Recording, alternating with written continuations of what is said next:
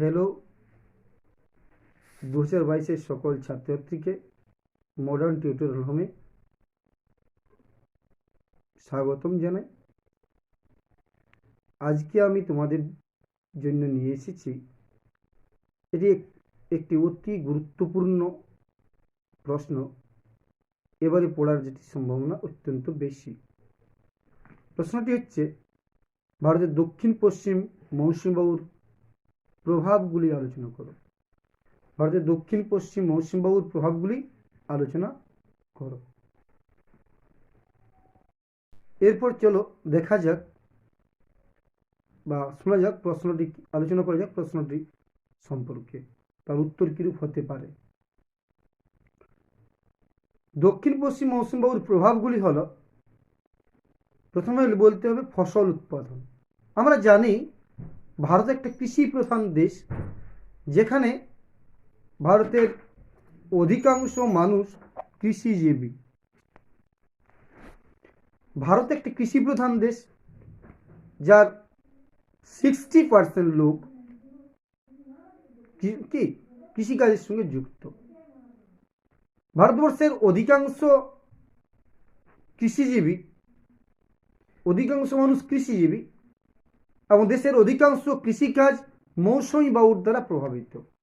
অধিকাংশ কৃষিকাজ মৌসুমী বায়ুর দ্বারা প্রভাবিত বা মৌসুমী বৃষ্টিপাতের উপর নির্ভরশীল বলতে পারো। মৌসুমী বৃষ্টিপাতের উপর নির্ভরশীল। এখানে যেসব জিনিস যেসব কৃষিজ ফসল উৎপাদন হয় তার মধ্যে হচ্ছে ধান, আখ, তুলো, চা, শাকসবজি, সব কিছু এই মৌসুমী বৃষ্টিপাতের উপর নির্ভরশীল।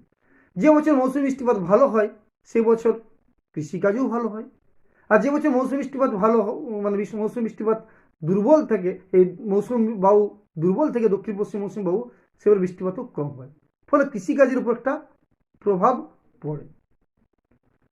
এবং উষ্ণতা ও বৃষ্টিপাতের তারতম্যের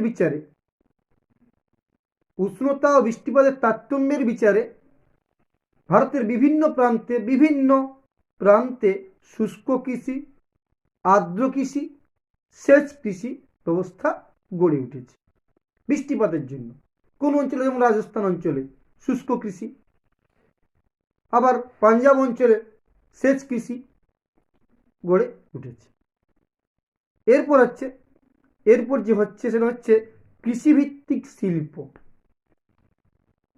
মৌসুমী বৃষ্টিপাতের ফলে পরোক্ষভাবে বিভিন্ন প্রকার কৃষিভিত্তিক শিল্প গড়ে উঠেছে মৌসুমী বায়ুর প্রভাবে। মৌসুমী বায়ুর প্রভাবে পরোক্ষভাবে কৃষিভিত্তিক যে শিল্প গড়ে উঠেছে সেগুলো কোন কোন শিল্প? পাট শিল্প, চা শিল্প, যেমন পাট শিল্প, চা শিল্প, বস্ত্র শিল্প, এগুলো কৃষিভিত্তিক শিল্প।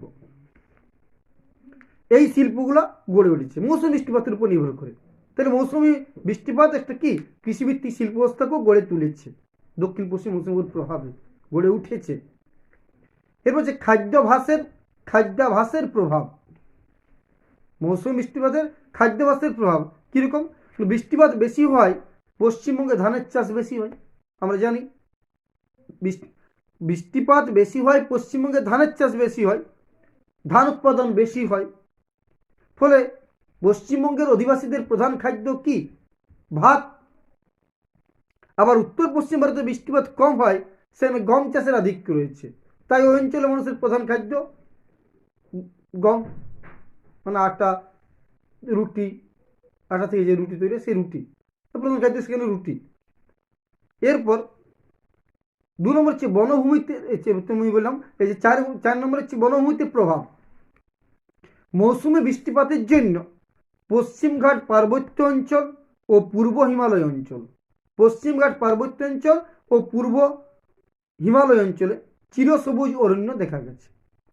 বৃষ্টিপাতের জন্যই কিন্তু পশ্চিমঘাট পার্বত্য অঞ্চল ও পূর্ব হিমালয় অঞ্চলে চিরসবুজ অরণ্য দেখা দিয়েছে। আর ভারতের বাকি অংশটাতে পাতাঝরা অরণ্য দেখা দিয়েছে, অর্থাৎ পর্ণমোচী অরণ্য দেখা দিয়েছে।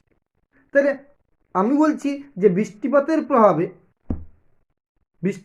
প্রভাবের জন্যই বা মৌসুমী বৃষ্টিপাতের জন্যই পশ্চিমঘাট পার্বত্য অঞ্চল ও পূর্ব হিমালয় অঞ্চলে চিরসবুজ অরণ্য গড়ে উঠেছে।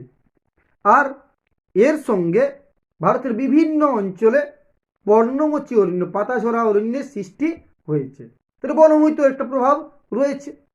এরপর হচ্ছে যে অর্থনৈতিক পরিবেশ বা অর্থনৈতিক বিকাশ বলতে পারো। অর্থনৈতিক বিকাশ, ভারতের অর্থনীতি বহুলাংশে মৌসুমী বায়ুর উপর নির্ভরশীল। মৌসুমী বায়ুর উপর ভারতের অর্থনীতি বহু ক্ষেত্রে নির্ভরশীল। কেমন, কিভাবে সেটা? দেশে পরিমিত বৃষ্টিপাত হলেই কৃষিকাজ ভালো হবে। কৃষিকাজ যদি ভালো হয় তাহলে ভারতবর্ষের অর্থনীতি উন্নত হবে। কৃষিকাজ ভালো হলে সকল মানে যারা কৃষির সঙ্গে যুক্ত যে সমস্ত মানুষেরা, তারা কাজ পাবে। কৃষিজ ফসল বিক্রি যারা করে তাদেরও ব্যবসা ভালো করে চলবে।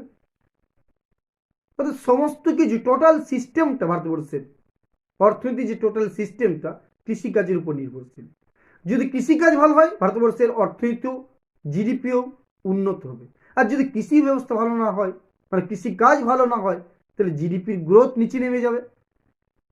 ভারতবর্ষের মানুষের যে অর্থনৈতিক অবস্থাও ঢিলে হয়ে যাবে। তাই সমস্ত কিছু নির্ভর করছে এই কৃষিকাজে কি বৃষ্টিপাতের মৌসুমী বায়ুর উপর, দক্ষিণ পশ্চিম মৌসুমী বায়ুর উপর। কেননা বললে ভারতের অর্থনীতি বহুলাংশে মৌসুমী বায়ুর উপর নির্ভরশীল। দেশে পরিমিত বৃষ্টিপাত হলে কৃষিকাজ ভালো হয়। দেশে যদি পরিমিত বৃষ্টিপাত হয় কৃষিকাজ ভালো হয়। আর কৃষি উৎপাদন বৃদ্ধির ফলে অর্থনৈতিক বিকাশটাও দ্রুত হয়, অর্থাৎ জিডিপির গ্রোথটাও তখন উন্নত হবে। আর আবার অতি বৃষ্টিপাতে বন্যা হয়, তখনও কিন্তু আবার একটা সমস্যা দেখা যেতে পারে। যদি বন্যা হয়ে গেল, ফসল নষ্ট হয়ে যাবে, আবার সেক্ষেত্রেও সমস্যা। আবার কম বৃষ্টিপাত হলে খরা হবে, তাতেও একটা সমস্যা আছে। তখন তাহলে কি সবকিছু নির্ভর করছে, টোটাল সিস্টেমটা নির্ভর করছে মৌসুম বৃষ্টিপাতের উপরে। এটা তোমাদেরকে মনে রাখতে হবে। এরপর হচ্ছে যে বৈদেশিক মুদ্রা উপার্জন। ভারতবর্ষ যে ক্ষেত্রগুলিতে প্রচুর পরিমাণে বৈদেশিক মুদ্রা অর্জন করে, তা প্রথমত চা, পাট, বস্ত্র আর চিনি।